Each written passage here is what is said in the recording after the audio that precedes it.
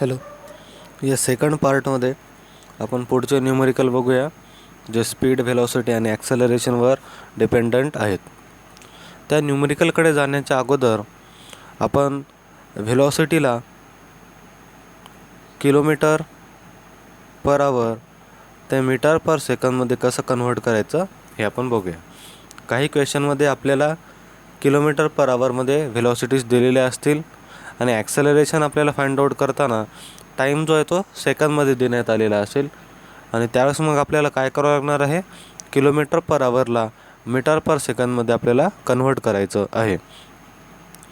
Kilometre पर आवरला metre पर सेकंदमध्ये convert करायचं जर असेल तर आपल्याला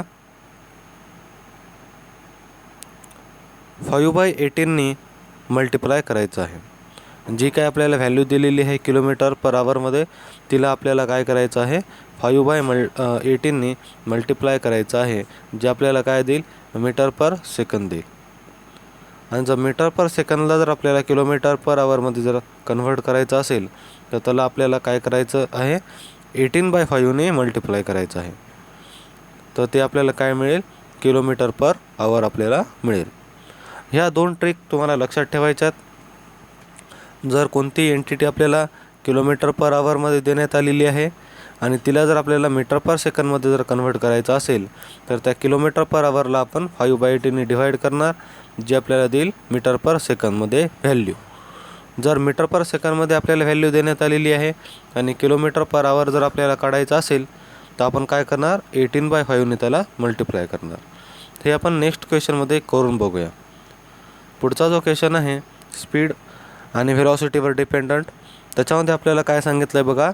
अ man walks 7 kilometre in 2 hours and 2 kilometre in 1 hour in same direction and we have to find average speed for the whole journey and average velocity for the whole journey.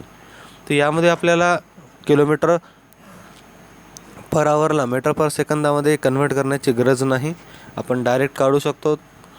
आपल्याला काय लागणार आहे, ह्याने दोन डिस्टन्स दिलेले आहेत, तर आपल्याला हे दोन डिस्टन्स असं आहे टोटल डिस्टन्स फाइंड आउट करता येईल. टोटल डिस्टन्स कवर्ड आहे 7 + 2 which is equal to 9 kilometre. आणि टोटल जो टाईम लागलेला आहे 9 किलोमीटर कवर करण्यासाठी, तो टाईम किती लागलेला आहे आपल्याला, 2 + 3 is equal to 3 hours. Total distance हा 7 किलोमीटर डिस्टन्स आणि 2 किलोमीटर डिस्टन्स, या दोघांचं जर आपण ॲडिशन केलं तर आपल्याला टोटल डिस्टन्स मिळाला 9 किलोमीटर. 7 किलोमीटरसाठी लागले 2 hours, 2 किलोमीटरसाठी लागले 1 hour, तर टोटल टाईम किती लागला आपल्याला मग 3 hour. तर आता आपल्याला फाइंड आउट करायचं आहे स्पीड आणि व्हेलॉसिटी. स्पीड आणि आता आपण पहिल्यांदा फाइंड आउट करूया स्पीड आणि मग जाऊया आपण व्हेलॉसिटीकडे. तर ॲव्हरेज स्पीडचा आपल्याकडे फॉर्म्युला आहे, average speed is equal to total distance divided by total time which is equal to 9 divided by 3 which is equal to 3 kilometre per hour. ही काय झाली आपली स्पीड, ॲव्हरेज स्पीड आपल्याला मिळाली. ॲव्हरेज स्पीड किती आली आपली, 3 किलोमीटर पर आवर. आणि ह्या क्वेश्चनमध्ये आता आपल्याला काढायची ॲव्हरेज व्हेलॉसिटी. मग व्हेलॉसिटी फाइंड आउट करण्यासाठी आपल्याला डिस्प्लेसमेंट माहिती असणं गरजेचं आहे. आणि ह्या क्वेश्चनमध्ये आपल्याला काय दिलेलं आहे बघा, की जी मुवमेंट झालेली आहे ती सेम डायरेक्शनमध्ये झालेली आहे. सेम डायरेक्शनमध्ये मुवमेंट झालेली असल्यामुळे डिस्प्लेसमेंट आणि डिस्टन्स हे दोन्ही एंटिटीज सेम असणार आहेत. त्याच्यामुळे स्पीड आणि व्हेलॉसिटी ह्या दोन्ही एंटिटी सेम असणार आहेत. कारण स्पीड जी आहे तीच व्हेलॉसिटी असते, फक्त व्हेलॉसिटीमध्ये आपण डायरेक्शनसुद्धा कन्सिडर करत असतो. जर डायरेक्शन बदलली तर व्हेलॉसिटीमध्ये आपल्याला चेंज झालेला बघायला मिळेल. पण ह्या ठिकाणी स्पीडमध्ये काही चेंज झालेलं नाही आणि डायरेक्शनमध्ये सुद्धा काही चेंज झालेला नाही, डायरेक्शन आपली सेम आहे. त्याच्यामुळे आपली ॲव्हरेज स्पीड आणि ॲव्हरेज व्हेलॉसिटी ही काय असणार आहेत, इक्वल असणार आहेत. म्हणून आपल्याकडे ॲव्हरेज स्पीड आली होती 3 किलोमीटर पर आवर, त्याच्यामुळे आपल्याकडे ॲव्हरेज व्हेलॉसिटीसुद्धा काय असणार आहे, average velocity will also be equal to 3 kilometre per hour. हा झाला आपला स्पीड आणि व्हेलॉसिटीवरचा पहिला क्वेश्चन. आता येऊया आपण सेकंड क्वेश्चनकडे. हां, या ठिकाणी आपण जे आत्ताच कन्वर्जन बघितलं त्या कन्वर्जनचं आपल्याला या ठिकाणी गरज पडणार आहे. बघा काय दिलं आहे, a train accelerate from 36 kilometre per hour to 54 kilometre per hour in 10 second and we have to calculate acceleration. Acceleration आपल्याला जर फाइंड आउट करायचं असेल तर आपल्याला फायनल व्हेलॉसिटी माहिती असणं गरजेचं आहे, इनिशियल व्हेलॉसिटी माहिती असणं गरजेचं आहे आणि फायनल व्हेलॉसिटी आणि इनिशियल व्हेलॉसिटी याच्यामध्ये जो चेंज झालेला आहे तो चेंज होण्यासाठी लागलेला टाईमसुद्धा आपल्याला माहिती असणं गरजेचं आहे. आणि ह्या ठिकाणी बघा टाईम आपल्याला सेकंदामध्ये दिलेला आहे आणि व्हेलॉसिटीज आपल्याला किलोमीटर पर आवरमध्ये देण्यात आलेल्या आहेत. मग ह्या ठिकाणी आपल्याला इनिशियल व्हेलॉसिटी बघायला मिळते 36 किलोमीटर पर आवर. फायनल व्हेलॉसिटी आपल्याला बघायला मिळते 54 किलोमीटर पर आवर. आपण लेक्चर सुरू असताना बघितलं होतं आपण इनिशियल व्हेलॉसिटीला यूने डिनोट करतो आणि फायनल व्हेलॉसिटीला व्हीने डिनोट करतो. त्या दोन क्वांटिटी मी ह्या ठिकाणी लिहिलेल्या आहेत, परंतु या दोन्ही क्वांटिटी कशा आहेत, किलोमीटर पर आवरमध्ये आहेत आणि आपल्याला लागणार आहे मीटर पर सेकंदमध्ये. तर आत्ताच आपण बघितलं किलोमीटर पर आवरला जर मीटर पर सेकंदमध्ये कन्व्हर्ट करायचं असेल तर त्याला 5/18ने आपल्याला मल्टिप्लाय करावं लागेल. म्हणून आपण 36 किलोमीटर पर आवरला 5/18ने आपण डिव्हाइड करूया. ते आपल्याला मिळेल हे 18×2=36 which is equal to 10 metre per second. मग आपली यू काय होईल, initial velocity will be equal to 10 metre per second. तसंच आपण काय करूया, फायनल व्हेलॉसिटीला मीटर पर सेकंदमध्ये कन्व्हर्ट करूया. पुन्हा आपल्याला फायनल व्हेलॉसिटीला मीटर पर सेकंदमध्ये कन्व्हर्ट करण्यासाठी काय करावं लागणार आहे, 54ला 5/18ने आपल्याला मल्टिप्लाय करावं लागणार आहे. हे मल्टिप्लिकेशन किती येतं, हे मल्टिप्लिकेशन येतं आहे 15 मीटर पर सेकंद. हे मल्टिप्लिकेशन येतं 15 मीटर पर सेकंद. मग आपली फायनल व्हेलॉसिटी आपल्याला मिळेल 15 metre per second. 15 metre per second is equal to 54 kilometre per hour. हे जर आपण किलोमीटर पर आवरमध्ये मेजर केलं तर ते येतं 54 किलोमीटर. तेच जर आपण मीटर पर सेकंदमध्ये मेजर केलं तर ते येतं 15 मीटर पर सेकंद. आणि आपल्याकडे टाईम आहे T is equal to 10 kilometre, sorry time 10 सेकंदमध्ये दिलेला आहे आपल्याला. टाईम आहे आता आपल्याकडे T is equal to 10 second. मग आपल्याकडे या 3 क्वांटिटी झाल्या आणि आता आपल्याला फॉर्म्युला माहिती आहे तर आपण फॉर्म्युल्यामध्ये ह्या व्हॅल्यू ठेवू आणि आपला आन्सर फाइंड आउट करू. ॲक्सेलरेशनचा फॉर्म्युला आहे आपल्याकडे, acceleration A is equal to final velocity minus initial velocity upon time required for that change. Final velocity आताच आपण काढली होती 15 metre per second minus initial velocity काढली होती 10 metre per second divided by time दिलेला आपल्याला 10 सेकंद. मग हे येतं 5/10 which is equal to 0.5 metre per second which is equal to 0.5 metre per second. हे ॲक्सेलरेशन कशामध्ये आलेलं आहे, आपल्याला मीटर पर सेकंदमध्ये आपलं ॲक्सेलरेशन आलेलं आहे. हे ॲक्सेलरेशनला जर तुम्हाला किलोमीटर पर आवरमध्ये कन्व्हर्ट करायचं असेल तर ते सुद्धा आपण करू शकतो. काय करावं लागणार आहे आपल्याला, मग जर 0.5 मीटर पर सेकंड स्क्वेअर आपलं ॲक्सेलरेशन असेल आणि त्याला जर आपल्याला किलोमीटर पर आवरमध्ये जर कन्व्हर्ट करायचं असेल तर आपण आत्ताच शिकलो की ह्या कन्व्हर्जनसाठी मीटर पर सेकंदला आपण 18/5ने मल्टिप्लाय करणार आणि आपल्याला काय मिळेल, मग किलोमीटर पर आवरमध्ये व्हॅल्यू मिळेल. तर आपण काय करूया, मग काय 0.5 मीटर पर सेकंदला आपण 18/5ने मल्टिप्लाय करूया आणि आपल्याला मग हे काय मिळेल, किलोमीटर पर आवरमध्ये आपल्याला आन्सर मिळेल 18/5 into 0.5 which is equal to 1.8 kilometre per hour. हे आपल्याला ह्या ठिकाणी आन्सर मिळतो. मग ह्या ठिकाणी तुम्हाला 2 आन्सर लिहिले तरी चालतात, 0.5 मीटर पर सेकंड स्क्वेअर आणि 1.8 किलोमीटर पर आवर स्क्वेअर. हे आपले ॲक्सेलरेशन दिलेलं. याच्यामध्ये आपण विचारलं होतं जे युनिट आहे ते मीटर पर सेकंद नाही आहे, मीटर पर सेकंद स्क्वेअर आहे. तर सगळ्यांनी हे लक्षात ठेवायचं आहे, ॲक्सेलरेशनचं युनिट लिहिताना आपल्याला मीटर पर सेकंद स्क्वेअर लिहिणं गरजेचं आहे.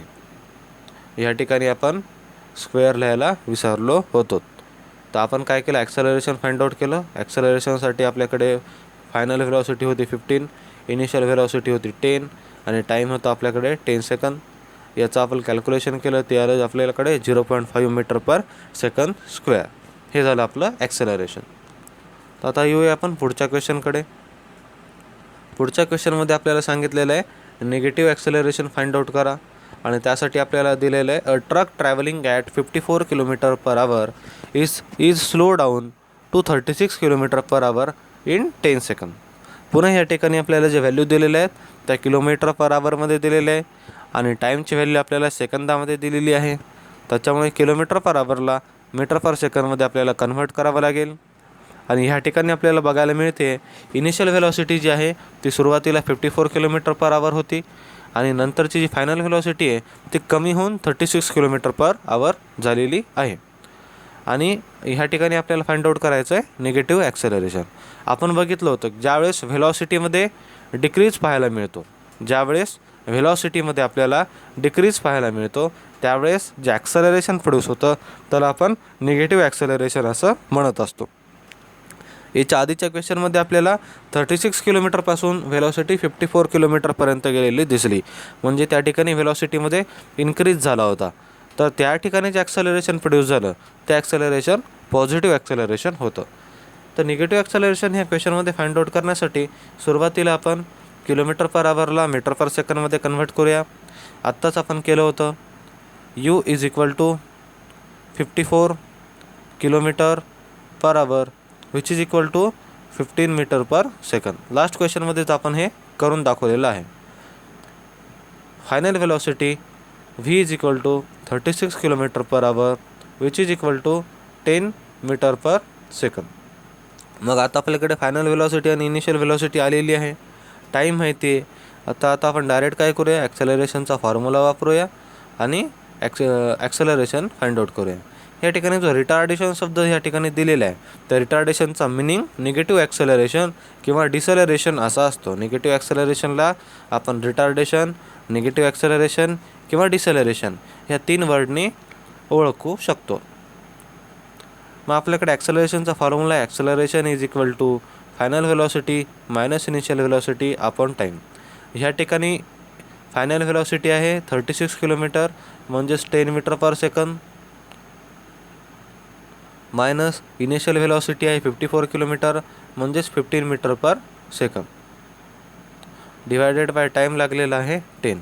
हे येतं -5/10 which is equal to -0.5 metre per second square. मग ह्या ठिकाणी जे आपली व्हॅल्यू आली ती का निगेटिव्ह आलेली आहे. निगेटिव्ह का आली, कारण व्हेलॉसिटी डिक्रीज झालेली आपल्याला बघायला मिळाली, म्हणून आपण ह्याला काय म्हणत असतो, निगेटिव्ह ॲक्सेलरेशन. तर मीटर पर सेकंड स्क्वेअरमध्ये आपली व्हॅल्यू काय आली आहे -0.5 मीटर पर सेकंड स्क्वेअर आणि किलोमीटर पर आवरमध्ये ही व्हॅल्यू काय येणार आहे -1.8 किलोमीटर पर आवर स्क्वेअर, -1.8 किलोमीटर पर आवर स्क्वेअर. हे सुद्धा कन्व्हर्जन कसं करायचं हे तुम्हाला मी लास्ट क्वेश्चनमध्ये सांगितलेलं आहे. ह्याला आपण 5/18 नाही 18/5 मीटर पर सेकंड स्क्वेअरला आपण 18/5 डिवाईड करू शकतो, जेणेकरून आपल्याला किलोमीटर पर आवरमध्ये मिळेल.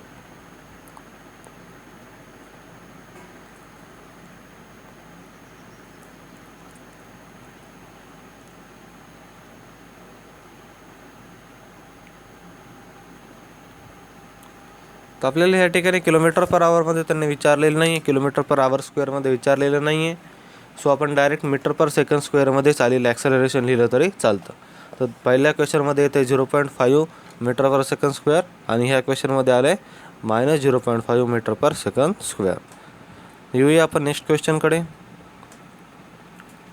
नेक्स्ट क्वेश्चनमध्ये आपल्याला सांगितलेलं आहे की particle is moving in a circle of diameter 20 metre.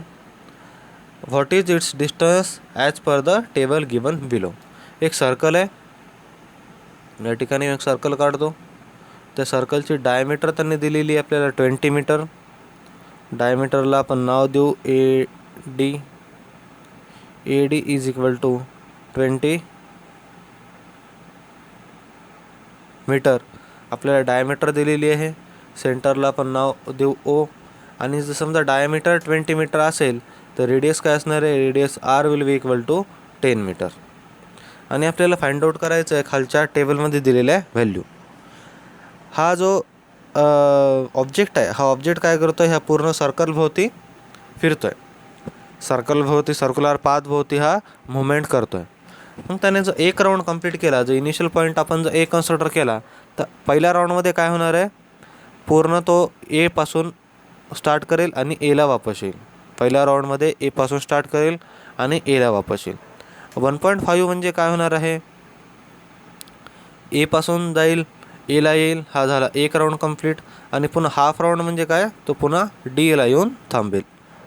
त्याच्यानंतर बघा तिसरा जो कॉलम आहे, त्या तिसरी जी रो आहे, त्या तिसऱ्या रोमध्ये आपल्याला राऊंड बघायला मिळतात 2. म्हणजे काय होणार आहे, एपासून तो एपर्यंत जाईल एक राऊंड, पुन्हा तो एपासून पुन्हा एपर्यंत येईल, हा झाला सेकंड राऊंड. एपासून एपर्यंत निघाला, एक राऊंड झाला, पुन्हा एपासून निघाला, पुन्हा एला आला, हा झाला सेकंड राऊंड. आणि 2.5 म्हणजे काय असणार आहे, हा पुन्हा डीला येऊन थांबेल, तो झाला 2.5 राऊंड. तर आपल्याला फाइंड आउट करायची डिस्प्लेसमेंट आणि डिस्टन्स. तर डिस्टन्स फाइंड आउट करण्यासाठी आपल्याला काय करायचं आहे, सर्कम्फरन्सचा आपल्याला फॉर्म्युला वापरायचा आहे. सर्कम्फरन्सचा जर आपण फॉर्म्युला वापरला तर आपल्याला या ठिकाणी काय मिळेल, डिस्टन्स मिळेल. सर्कम्फरन्सचा फॉर्म्युला काय आहे, 2πr आहे. त्यासाठी आपल्याला आर पाहिजे होती, तुम्ही डायरेक्ट पायडीवाला सुद्धा फॉर्म्युला वापरू शकता. डायमीटर जर आपल्याला माहिती असेल तर फॉर्म्युला येत असतो पायडी. आपण हा इथं डायमीटर दिलेली आहे, तर आपण पायडीवाला फॉर्म्युला वापरू. जर एक राऊंड कंप्लीट झाला तर सर्कम्फरन्स असेल आपलं पायडी. आणि पायडीची व्हॅल्यू मग आपली किती येते, पहिल्या राऊंडमध्ये पायची व्हॅल्यू येते 3.14 इंटू डायमीटर आहे 20. याचं जर आपण मल्टिप्लिकेशन केलं तर आपल्याला व्हॅल्यू मिळेल 62.8 मीटर. पहिल्या राऊंडमध्ये जो डिस्टन्स आहे तो येतो आहे 62.8 मीटर. कसा काढला हा डिस्टन्स आपण पुन्हा एकदा बघूया.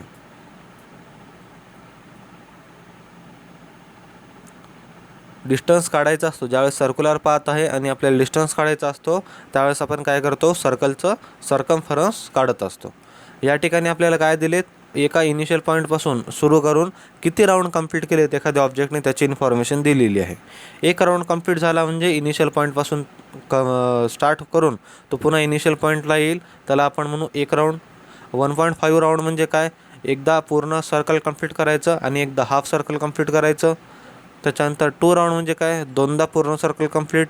2.5 राऊंड म्हणजे काय, दोनदा पूर्ण सर्कल कंप्लीट आणि एकदा हाफ सर्कल कंप्लीट. तर डिस्टन्स काढताना आपल्याला काय करायचं, सर्कम्फरन्सचा फॉर्म्युला वापरायचा आहे. सर्कम्फरन्सचा आपल्याकडे फॉर्म्युला आहे, circumference of circle is equal to pi D, pi into diameter of circle. कारण आपल्याला ह्या ठिकाणी डायमीटर दिलेली आहे, तर आपण फॉर्म्युला डायमीटरमध्ये लिहू. सर्कम्फरन्सचा फॉर्म्युला आहे पाय डी. तर मग डिस्टन्स फाइंड आउट करायचा असेल तर पहिल्या केसमध्ये आपला डिस्टन्स काय येतो बघा. पहिल्या केसमध्ये डिस्टन्स आहे, distance is equal to pi D which is equal to 20 into 3.14. पायची व्हॅल्यू इनपुट केली 3.14, डायमीटर दिलेली आहे 20, जी व्हॅल्यू येते 62.8 मीटर. आता आपण बघूया सेकंड केस.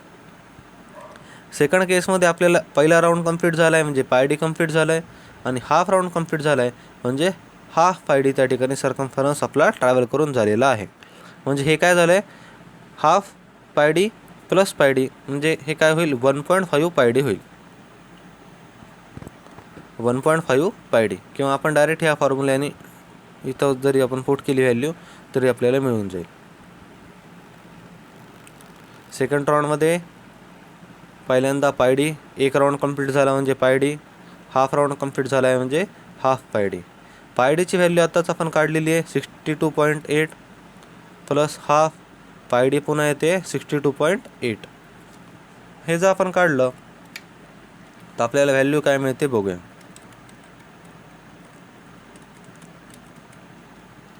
ही आपल्याला व्हॅल्यू मिळेल 94.2 मीटर.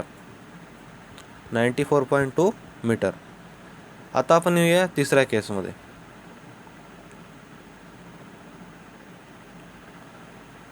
तिसऱ्या केसमध्ये जो राऊंड आहे तो 2 राऊंड कंप्लीट झालेले आहेत. पहिल्या राऊंडसाठी आपण सर्कम्फरन्स लिहिलं पाय डी, प्लस दुसऱ्या राऊंडसाठी सर्कम्फरन्स लिहिलं पुन्हा एकदा pi D.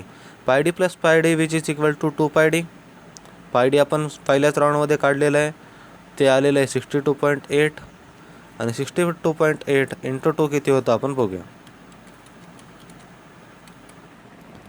This will be equal to 125.6 metre. त्याच्यानंतर आपण येऊया फायनल केसकडे. फायनल केसमध्ये आपल्याला सांगितलेलं आहे 2.5 राऊंड झालेले आहेत. पहिल्या राऊंडसाठी पाय डी, दुसऱ्या राऊंडसाठी पाय डी आणि तिसऱ्या राऊंडसाठी हाफ पाय डी.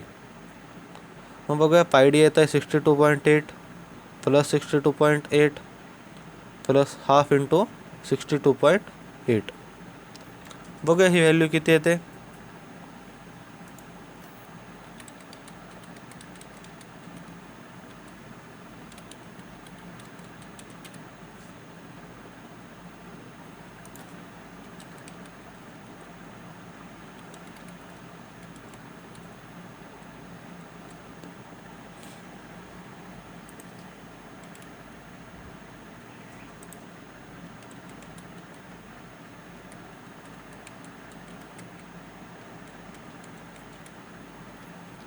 ही व्हॅल्यू आपल्याला मिळते 158 मीटर.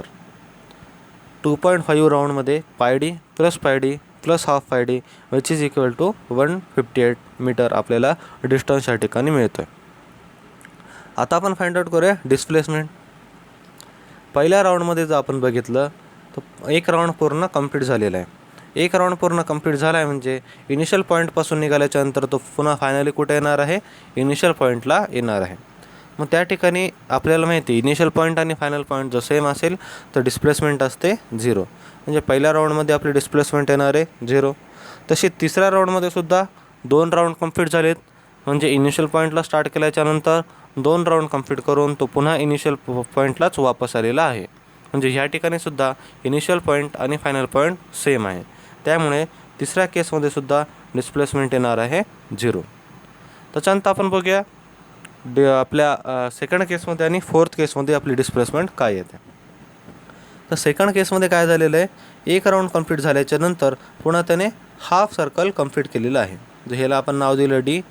एक राऊंड कंप्लीट केल्याच्यानंतर पुन्हा हाफ सर्कल त्याने कंप्लीट केलेलं आहे. आणि ह्या हाफ सर्कल कंप्लीट केल्याच्यानंतर काय येतं, मग हा इनिशियल पॉईंट तयार होईल ए, हा फायनल पॉईंट तयार होईल डी.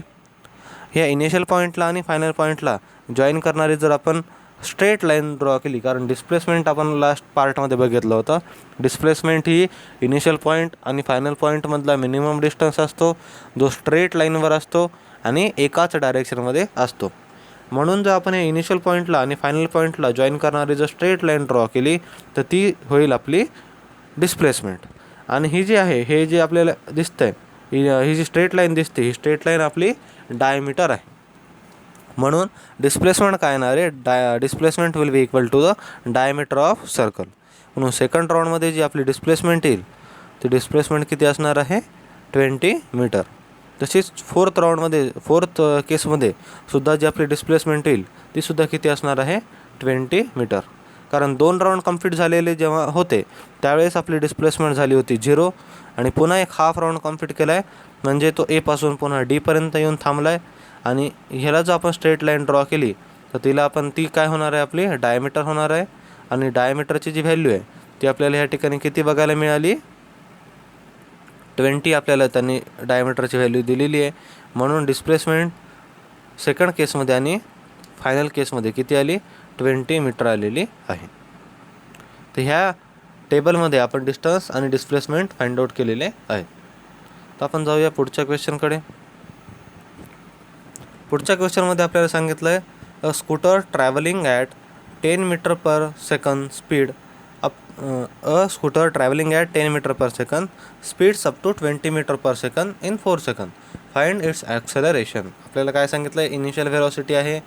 सिंपल क्वेश्चन आहे. इनिशियल व्हेलॉसिटी दिलेली आहे 10 मीटर पर सेकंद.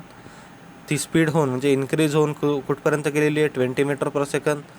जाण्यासाठी लागलेला टाईम आहे 4 सेकंद आणि फाइंड आउट करायचं आहे ॲक्सेलरेशन. तर ॲक्सेलरेशनचा फॉर्म्युला आहे v-u/t. Final velocity 20 minus initial velocity 10. Final velocity 20 minus initial velocity 10 upon time required is 4. हे येतं 10/4. 10/4 काय येतं 2.5 metre per second square. Second square लिहायला विसरायचं नाही. 10/4 येतं 2.5 metre per second square. Next क्वेश्चनकडे जाऊया. हे सगळे क्वेश्चन आता सोपे आहेत. Maximum speed of train is 10 km/h. It takes 10 hours to cover distance of 500 km. Find the ratio of its average speed to maximum speed. Total ह्या ठिकाणी आपल्याला ॲव्हरेज स्पीड काढायची आहे. आपल्याकडे ॲव्हरेज स्पीडचा फॉर्म्युला आहे. Average speed is equal to total distance upon total time. ह्या ठिकाणी आपल्याला टोटल डिस्टन्स दिलेला आहे 500 किलोमीटरचा आणि टोटल टाईम 500 किलोमीटर कवर करायला लागलेले आहे 10 hours. मग आपल्याला डायरेक्ट हे आपण व्हॅल्यू ह्या ठिकाणी पुट करू शकतो. टोटल डिस्टन्स आहे 500 kilometre divided by total time आहे 10 hour which is equal to किती येईल हे 50 km/h आपली ॲव्हरेज स्पीड येईल. मग आपल्याला ॲव्हरेज स्पीड मिळाली 50 km/h. तर आपल्याला नंतर त्यांनी काय सांगितलं आहे रेशो फाइंड आउट करायला सांगितलं आहे ॲव्हरेज स्पीडचा मॅक्झिमम स्पीडसोबत. ॲव्हरेज स्पीड आपली मिळाली होती 50 km/h. मॅक्झिमम स्पीड दिलेली आहे त्यांनी 90 km/h. या दोघांचा जर रेशो काढला आपण मॅक्झिमम ॲव्हरेज स्पीडचा आणि मॅक्झिमम स्पीडचा find the ratio of average speed to maximum speed म्हणलं आहे. म्हणजे आपल्याला काय करावं लागणार आहे average speed divided by maximum speed which is equal to 50/90 which is equal to 5/9. मग जो रेशो येतो तो रेशो आपला येतो 5:9. नेक्स्ट क्वेश्चन हा लास्ट क्वेश्चन आहे. याच्यामध्ये आपल्याला दिलेलं आहे 2 cars A and B race each other. The car A ran for 2 minutes at speed of 7.5 km/h, slept for 56 minutes and again ran for 2 minutes at speed of 77.5 km/h. Then find average speed of car in the race. कारची आपल्याला average speed find out करायची आहे car एची. त्यासाठी पुन्हा आपण बघूया average स्पीडचा जो फॉर्म्युला आहे आपल्याकडे. ॲव्हरेज स्पीडचा आपल्याकडे फॉर्म्युला आहे total distance upon total time. मग टोटल त्याने डिस्टन्स किती दिला आहे बघा आपल्याला. Car A ran for 2 minutes at speed of 7.5. हा एक डिस्टन्स आहे 7.5 किलोमीटर. त्याच्यानंतर हा एक डिस्टन्स आहे 7.5 किलोमीटर. दोघांचं जर आपण ॲडिशन केलं तर आपल्याला टोटल डिस्टन्स जो आहे तो किती मिळतो आहे 14 किलोमीटर. आणि टाईम सांगितलेला आहे आपल्याला 2 minutes प्लस 56 minutes प्लस अजून 2 minutes. म्हणजे टोटल किती व्हायला लागलेलं आहे 60 minutes आपले टोटल टाईम व्हायला लागलेला आहे. Total time is equal to 60 minutes. 60 minutes is equal to 1 hour. 60 minutes काय असेल आपला 1 hour. म्हणजे टोटल टाईम आपल्याला मिळतो आहे 1 hour आणि टोटल डिस्टन्स आपल्याला मिळतो आहे 14 किलोमीटर.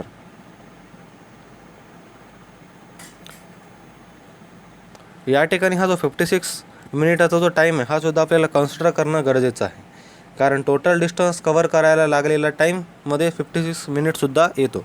2 मिनटं आधी तो चालला आहे, पुन्हा तो 56 मिनटापर्यंत ती कार थांबलेली आहे आणि पुन्हा पुढे अजून 2 मिनिट ती चाललेली आहे. म्हणजे 56 मिनिटसुद्धा लागलेले आहेत आपल्याला टोटल डिस्टन्स कवर करण्यासाठी. म्हणून आपण ह्या ठिकाणी टोटल डिस्टन्स लिहूया 14 kilometre divided by total time लिहूया 1 hour which is equal to 14 km/h. ही आपल्याला काय मिळाली ॲव्हरेज स्पीड आपल्याला मिळाली. अशा प्रकारे या पार्ट 2मध्ये आपण स्पीड व्हेलॉसिटी आणि ॲक्सेलरेशनवर आधारित गणितं सॉल्व केलेले आहेत. या ठिकाणी आपली असाइनमेंट नंबर 1.1 संपलेली आहे. जो तुम्हाला क्वेश्चन कळाला नाही त्या क्वेश्चनचा आन्सर पुन्हा बघा, 2दा बघा. तरी जरी कळालं नाही तर मग तुम्ही मला लाईव्ह आपल्या सेशनमध्ये विचारू शकता. मी तुम्हाला त्या ठिकाणी सॉल्व करून दाखवेल. हे सगळे गणितं पुन्हा व्यवस्थित सॉल्व करून बघा, जेणेकरून तुम्हाला ह्या चॅप्टरवर जे न्यूमेरिकल्स आहेत ते सॉल्व करायला एकदम सोपं जाईल.